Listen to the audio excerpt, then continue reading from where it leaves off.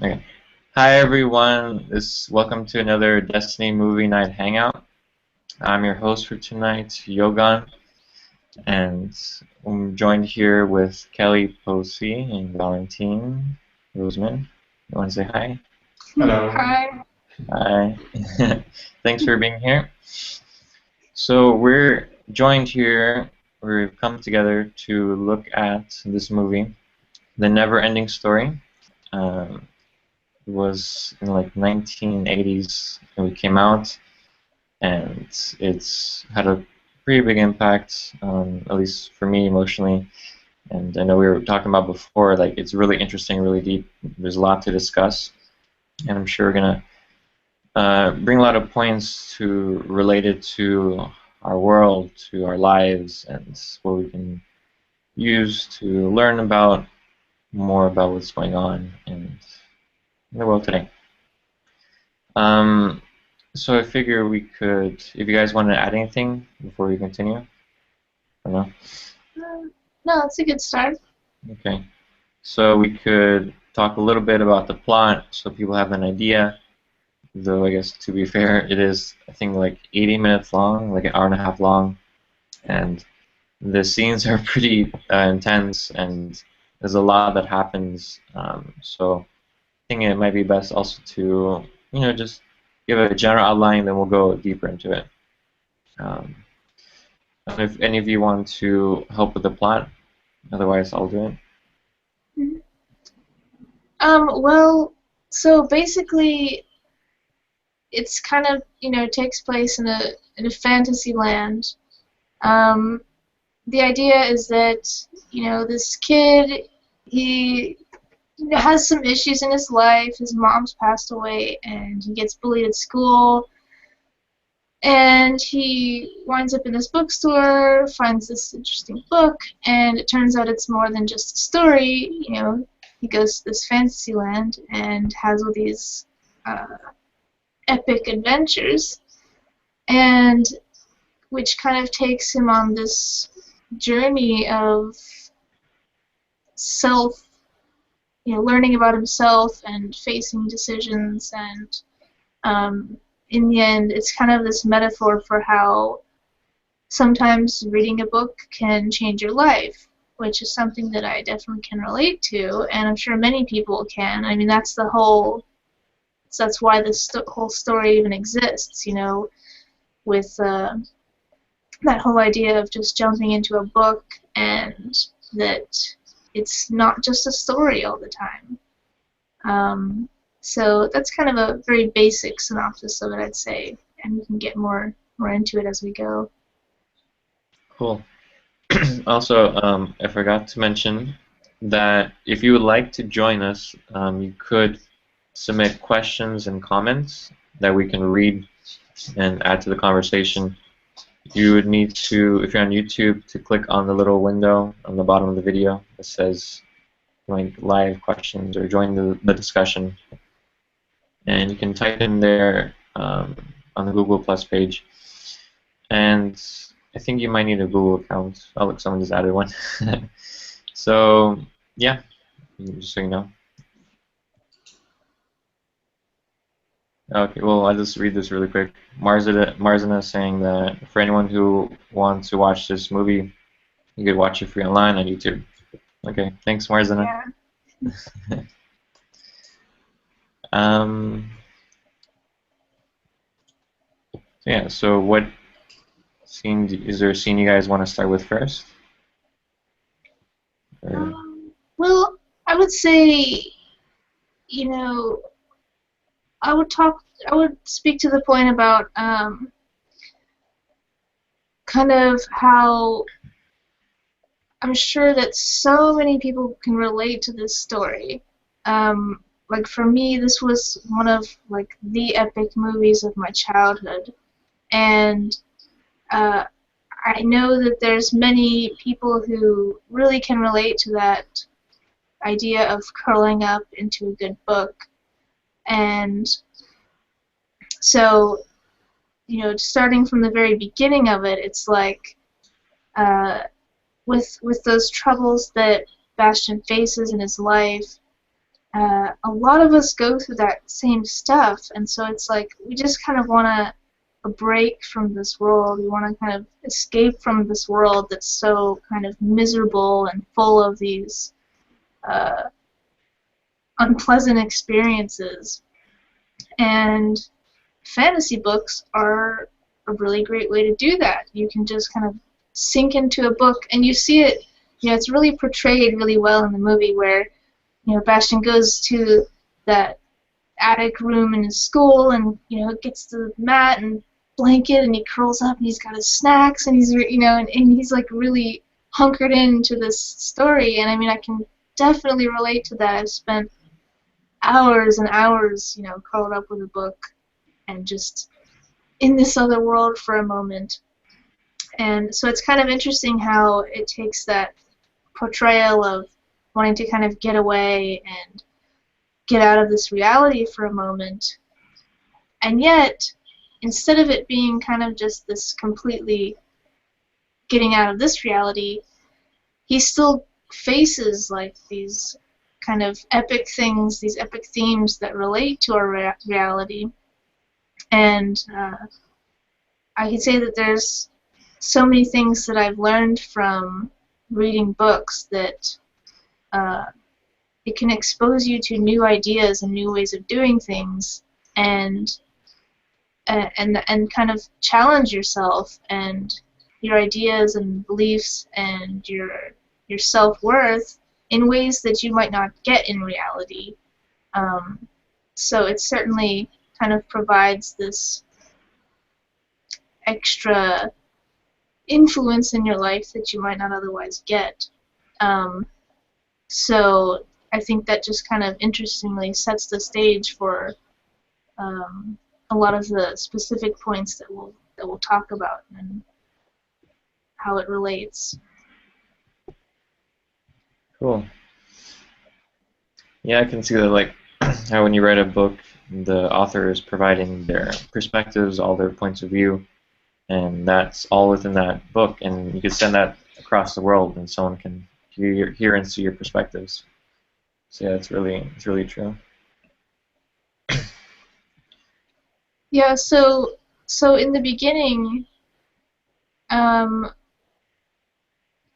of the first things that I remember is interesting is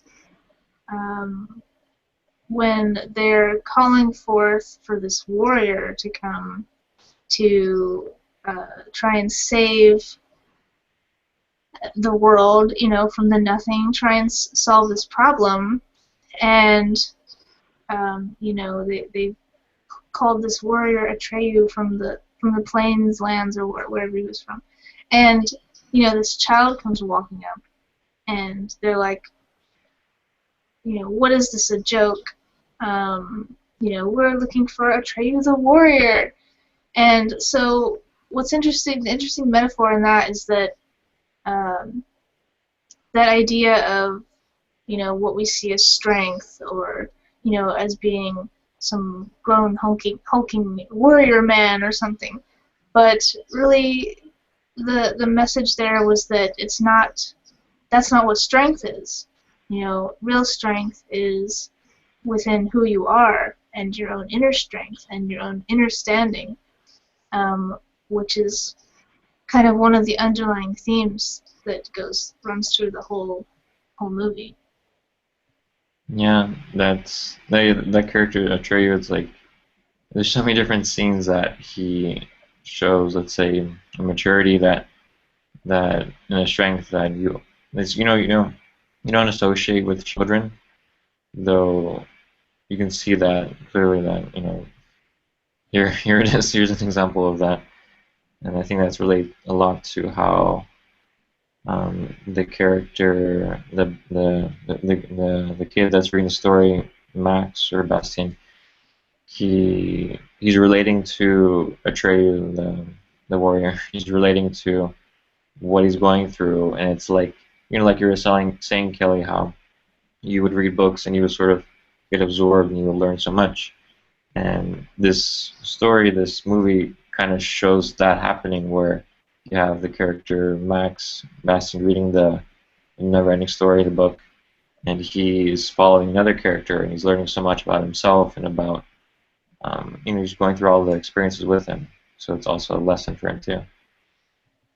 Yeah, and I think it also definitely plays into that point of how, I mean, obviously the character is going to be a kid because it's all about us as kids also wanting to be recognized that we have the ability to do things and understand things. You don't have to be an adult and then suddenly you're capable.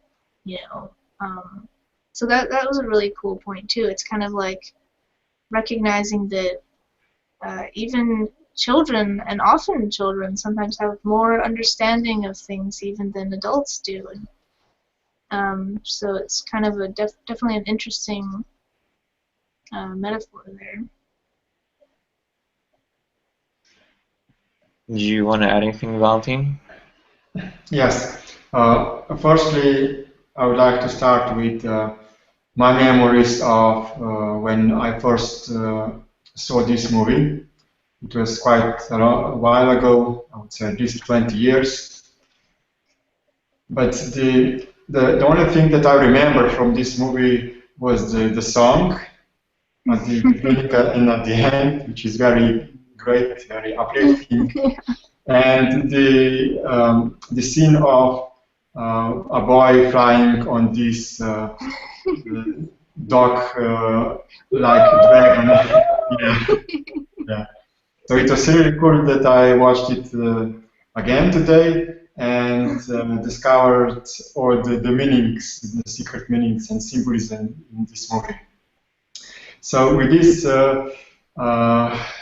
main character in imagination that was called to be a savior, it is interesting that is actually other characters were like imaginary characters, like some fantastic, non-existing in this real world. But the one who actually went to save this fantasy world was a native Indian. So it could be also a secret symbolism of the author wanting to tell that native Indians have wisdoms that we can use to save the world. Yeah. So this is also something that could be hidden within the story. Yeah. And before even this point, the movie starts with family, where with young boy whose mother died, and the first sentence that I noticed was his father saying that we cannot let death to prevent us from our responsibilities. So this is also already the first wisdom within the book, telling the viewer that death is something natural, and even that when the boy lost the mother, the movie could start with a very sad scene of a boy crying or something, but from the beginning, the acceptance of death was something very natural. Nobody became emotional about it. So I would let now others to continue with the points, and I will then continue to add my perspectives. Yeah, for me, that first scene in the movie where you see the father talking to his son, I mean, what I was seeing was how the boy was like obviously very sad about it, felt very like, he's lost his mom, and he really hasn't dealt with it, and he doesn't have anyone really to support him to deal with his emotions, to see it and to understand it, and his dad's kind of just telling him to just kind of like grow up, and without really, I guess, very like a very traditional male figure where the male doesn't become very emotional, doesn't really have that point of like, vulnerability. And so it's kind of showing there where dad isn't able to help the son in that sense. And the you could sort of tell like you learn like he reads a lot of books, so he's someone who's very introspective. He probably goes in this world and he like relates a lot with himself. So that's kind of like how he processes things and deal with things. And even at the end of the movie, he ends up using his mom's name to rename the empress. So it's like it was obviously like something related with his. Also, I didn't realize this too. Maybe even like the horse, like how he lost the horse. Like there's a horse that dies in the movie, and it's a really emotional scene that relates to his mom. How he lost his mom. So he cries in that scene too. So there's a lot that stories can help you like sort of realize things and process things, and brings it up. Mm-hmm.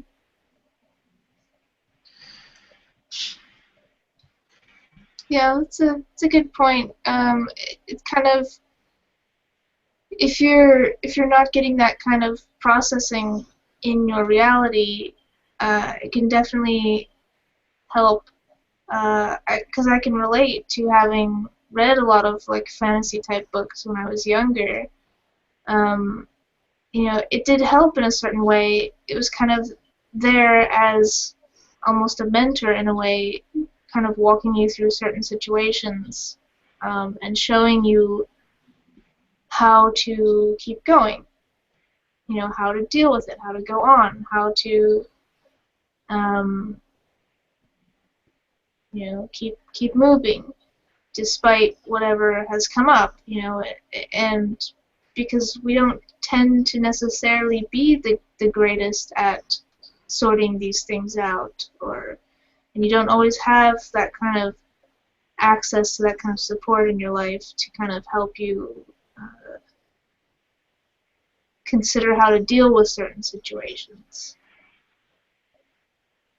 Yeah, I could say that it is interesting symbolism in the movie where the boy escapes from bullies to the bookstore, and the book owner wants him out of the bookstore.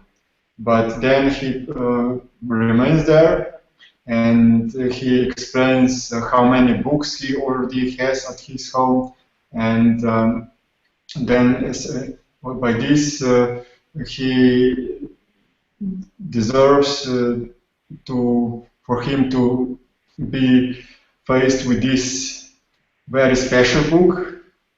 So it is showing that reading books is important in order to eventually stumble upon very advanced books, materials, knowledge that you are able to digest. But without previous practice in reading and previous base knowledge, you cannot be able to absorb advanced information. Well, definitely reading is a really important skill. It's definitely, a way to have access to all kinds of information and ideas that you wouldn't otherwise. And yeah, it's definitely an important skill to have. And unfortunately, not everyone always has the kind of support that's needed to be able to read effectively. It's definitely something that every child should have the ability to um, do and be exposed to effectively so that they can develop that, because it is a really expansive ability to have. And I can kind of see also how the movie kind of plays into this kind of, uh, that persona of the book nerd, if you will, and the one who likes to read books and kind of plays it up like Valentine's describing in that scene where the bookstore owner is saying, you know, yeah, you don't read, kids don't read. And then he says, no, no, I read, I've read this, this, this, and he lists off these books, you know, like it's badges of accomplishment that show that no, no, I am a reader, you know, and kind of giving it this this connotation of like superiority in a way, like that's the cool way to be or the good way. When unfortunately, like there's a lot of people and a lot of kids who have this or that issue that makes reading difficult, and you know, maybe they gravitated toward other things. So it's not that we want to create like a polarity or a judgment that if you read, you're good, you know. But it's definitely something that's uh, you know, a skill that should be open for anyone to explore so that they can expand their life in that way. Cool, guys. I like your perspectives. Let's take some questions here, some comments from Marzina. She's saying, first she says, thank you for picking this movie. It's my favorite.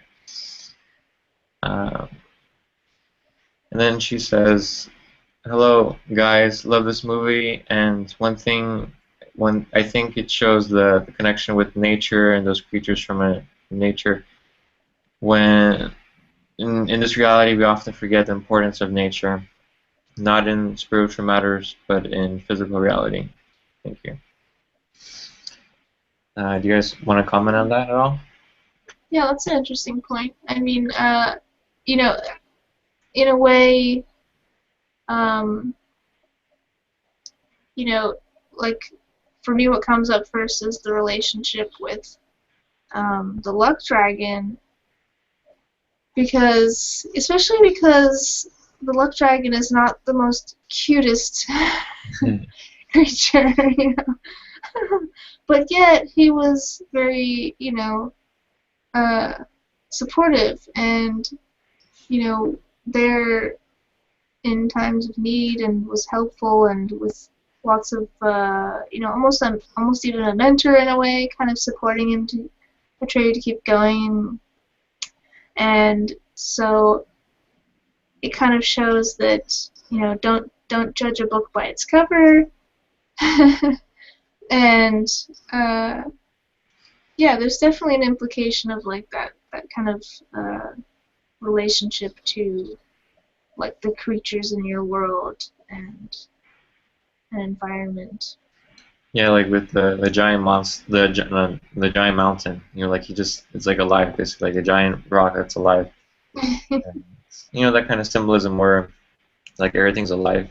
Seems like in the reality where it's like there's like a giant snail. You know, it's like you sort of it's like shows you that like things which because they're small, sometimes we forget about them. But like when they're like kind of shown when you're seeing it like alive and like moving around and like running around and it's talking about everyday things and having concerns. It's kind of like helps you sort of relate more, I suppose, with those kind of with nature, with the rocks or with trees or you know. Yeah, because it's like we can kind of forget that there's all sorts of interesting and diverse creatures, you know, here on Earth. It's kind of like we need a fantasy story to kind of remind us, slap us in the face a little, like, hey, there's interesting things here. Like, you know, you have the rock biter who eats rocks, you know, and travels on a giant rock wheel thing bike, you know. I mean, it's like, and racing snails, and it's interesting because you can kind of take that interest and excitement towards these creatures and realize that you can apply that to this world here, because there's all kinds of interesting creatures, you know, that interact with the environment in a variety of ways. And there's many that we don't even know about. There's, you know, there's more species of things than we can even imagine exist. We just kind of get used to the you know, few dozen or so typical animals that we're kind of exposed to. You know, you get Children's Book of Animals, and it's got the zebra, and the horse and the cat. But there's like all these crazy different things in between that we don't necessarily get exposed to and kind of take for granted. And when you see it in a book and it's like, oh, they've got purple squirrels or something, and it's like, yeah, but I mean, if you lived on a world with purple squirrels, that would be normal, and if you saw an earth squirrel, you'd be like, whoa, a brown squirrel! So I think, it's to remember that, these kind of fantasy books and things, it's cool to kind of be shown a different way and kind of see how you can actually be interested in such things, but then to remember to take it and then apply that to this reality and ask yourself, well, if I'm interested in it there, why not here? Can I bring that interest here so that it's not just in a book, and I can live that fantasy, if you will, in real life? How do I make that real? And what can I bring through? I mean, obviously, some things just aren't going to apply because some of it's just straight up fiction. Like, we don't really have magic here. I was gonna say though that there's like a level of magic within this world. Like, there are things which we think that we see it as normal because we sort of treat it as normal, but there are things which happen which they just sort of happen. Let's say fire. Like, you light a fire. I mean, if you sort of like just take a step back and look like at what you're doing, it's kind of like magic, where you just somehow fire comes out of these things which before there wasn't fire, and it happens repetitively. You can keep doing it over and over, but the same thing with animals and their bodies and different shapes and their abilities and things they can do that perhaps you can't do. Maybe they can hear better, they can see better, they can. Yeah, like in the interview series on Inkoff with all the animals, definitely shows how there's a lot more going on than we would even imagine in the animal world. I mean, like, take the snail interview, for example, that goes into how snails, like, they seem so slow, and that's just kind of all we as humans kind of interpret them as, but they actually have this vast dimensions of communication going on with their physical reality. So, I mean, there's so much there that's interesting that we haven't even really tapped into. Cool. Did you want to add anything, Valentine? I would like to continue with additional points because we have only about 10 minutes left and there are a lot of points to discuss. So, a particular point you want to discuss? Yeah, the next point I want to discuss is the point where the young Indian boy went to save the world. The interesting piece that he was required to leave all the weapons before he went out. So by this, maybe the author is telling us that we cannot save the world with violent things, with weapons, but to go barehanded, just using our wisdom, our knowledge to come for the solutions. And at the same time, when we are out there, there is opposite forces represented in the movie with this wolf figure. And we need to be persistent and overcome all the struggles, all the obstacles, and then we will be able to achieve our goals. And also there would be moments when we would be losing our friends, like initially the boy in the movie, in the real world, lost the mother. Then in the movie, this Indian boy lost the horse. And the swamp there was represented the destructive nature of the event when we are overcome with sadness. So if we allow our emotions to overcome us, then we will be going down. We will be sinking in the mud. And then, if we are persistent and applying courage, the luck, the events will show up because there is a lot of opportunities everywhere, but we cannot see them if we are obsessed with emotions. So we have to keep our common sense.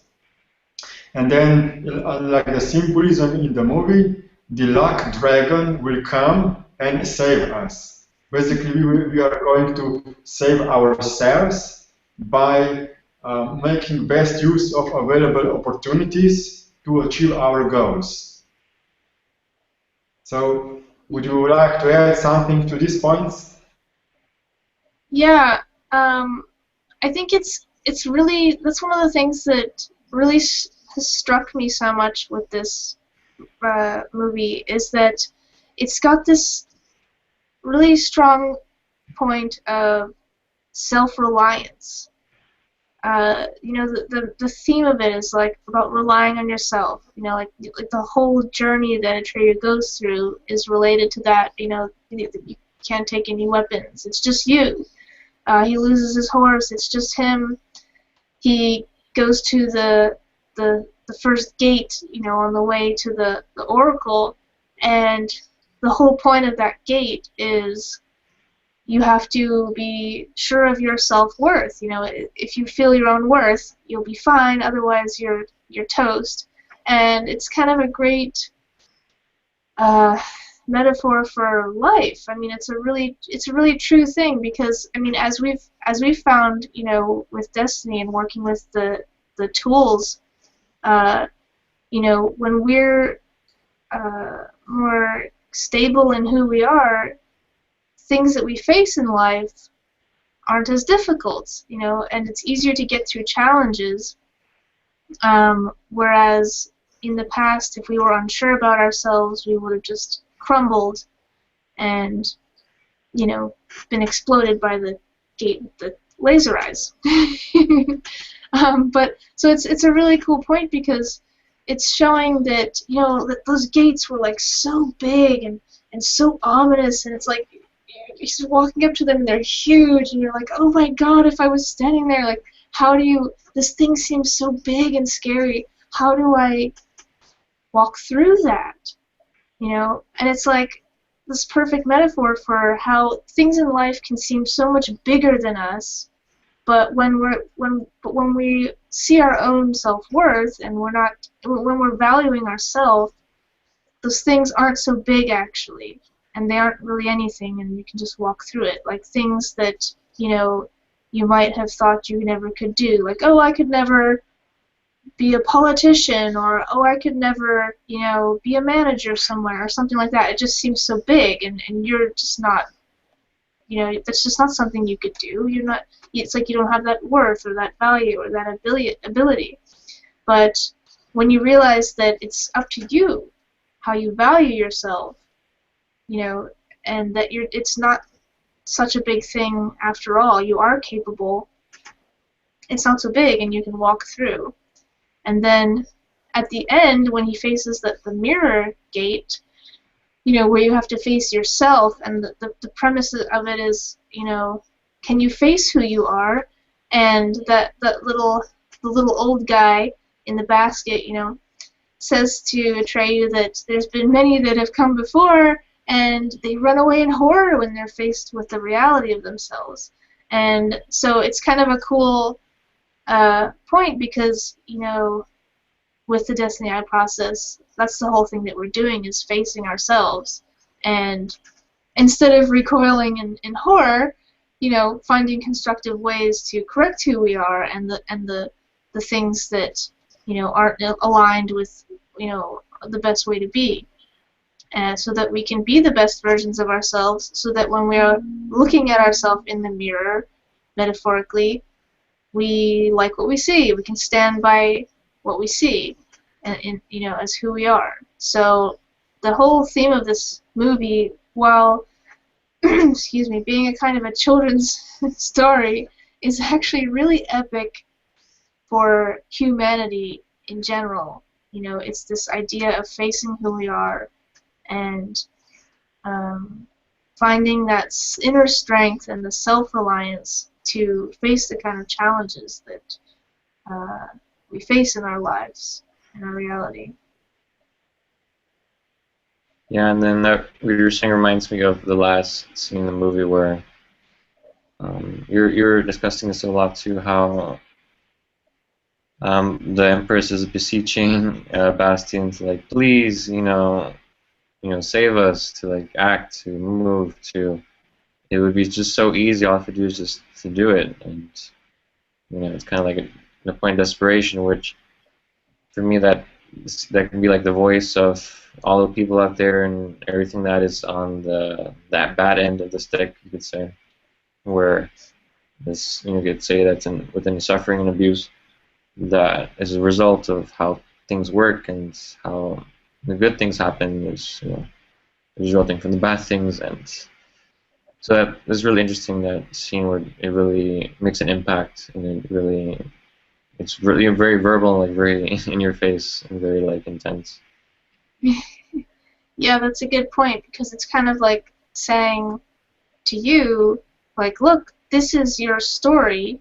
This is all our collective story here, and we're just waiting for ourselves to stand up and to realize that we have a responsibility. We have something to do here. We have a capability to do something here. It's like we're just waiting and giving in to excuses to not do what it is that we know on some level is here for us to do, and no longer accept,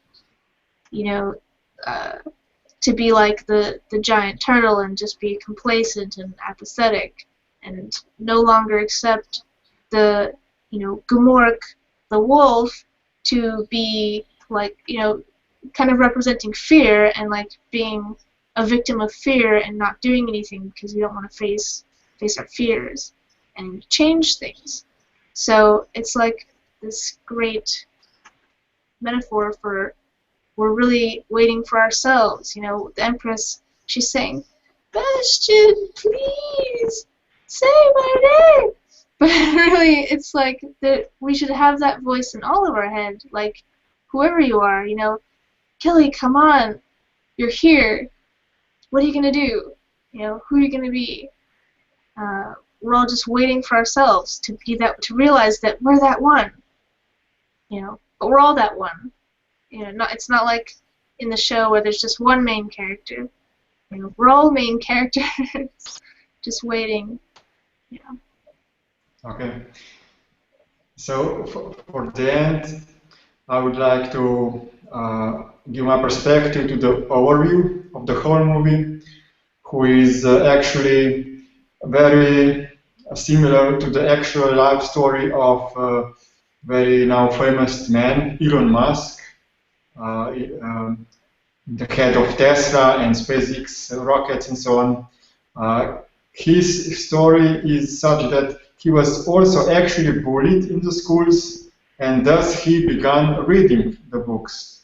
He became the books represented a way of escaping from the other world, from the bullies, from others who did not understand him. And by doing this, he became very skilled at reading. He developed fast reading speed, and he is now able to learn a lot of things. When people ask him what is your key to success, he just says, well, I've read a lot of books. So books are very powerful. You have knowledge about everything that you want to achieve in the books.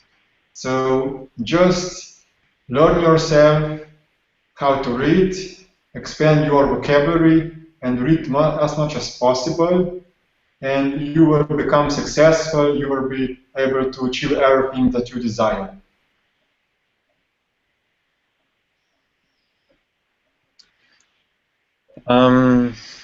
Yeah, so we're reaching the end now. I don't know if you, Kelly, wanted to add anything, last words. I think that about sums it up pretty good. Well, maybe just a point to remember um, that I remember when I was young and watching this movie, and at that end where it's culminating in this whole uh, you know do what you dream, and I remember kind of interpreting that as this kind of idea of like do what you love or do what you want or do what feels good, follow your heart, in this kind of sense of as opposed to, keeping your feet on the ground, as Bastion says, but I have to keep my feet on the ground, and it's kind of this like dichotomy of where we have our world system, of you have to get a job and you have to do this and you have to, and it's very structured and rigid, and then you have the idea that children should be free to play and do what you like, and so this message can kind of be interpreted as, do what you love, do what you like, and don't worry about the other stuff. But in looking at it now, what I see is that there's another way to look at it that's more practical and supportive, instead of looking at it like just do what you want willy-nilly, be free, give into your likes and what, but rather you can look at it now saying don't just accept things the way they are. Don't just keep your feet on the ground in terms of just going through the paces and not questioning things and just accepting the status quo and the way things are, but to realize that there is another way it can be. Just like how books gave me that opportunity to see that maybe there's different ways we could do things. Maybe because it can open you up to different ways of living and different economic systems and different, it's a way to see things in a different way that don't actually exist here at this point. To kind of consider like, oh, maybe we could do that, or maybe things could be like this, or maybe I could be this way in certain situations. So it's kind of, now I see that message at the end is more like, don't get bogged down. Don't go into that apathy and that hopelessness and get lost in the sadness of the swamps, but uh, see what we can do here. Consider other ways and be open to the potential that's here, that is just waiting for us to stand up and be that one and start making wishes, although not wishes, but maybe practical actions to change things. Yeah. But yeah. It's like it's kind of, you sort of need to do both in a way, and you sort of need to redefine it so they actually work together to be able to keep your feet in the ground, work in the reality, yet also pursue your dream, but your dream being that which makes sense in this reality that can actually be created by you within how reality is, and you can make it real. And I guess like we're with Destiny, we have their principles where we see that the really best reality you can have is one that considers everyone, and so it considers all the parts, and so that's best for each one. And living such reality would be self-sustainable and actually would stand the test of time. And that's, you could call that a dream because it's not here yet, but we're busy creating it, and within reality, with our feet on the ground, and yeah, we're not being limited by what is here. We're willing to create that which would be new, which is different, which is in a way like a first it's like a plan and a fantasy, but then you actually make it practical. Yeah, exactly. Cool. Okay, so now like any last words again? Say goodbye. I don't know. I think that was very good words to end on there. Cool. All right. So this was the Never-Ending Story. This movie night hangouts. And we do hangouts every week. There should be another one. It's usually on Fridays, so look up for next Friday. And we also have other videos on our YouTube channel. They're also live hangouts as well, so check them out. They're all recorded, so you can look at all the past ones as well. And we'll hope to see you again soon. And this is Yogan saying goodbye. And you guys want to say goodbye? Bye. Bye bye. See you next time.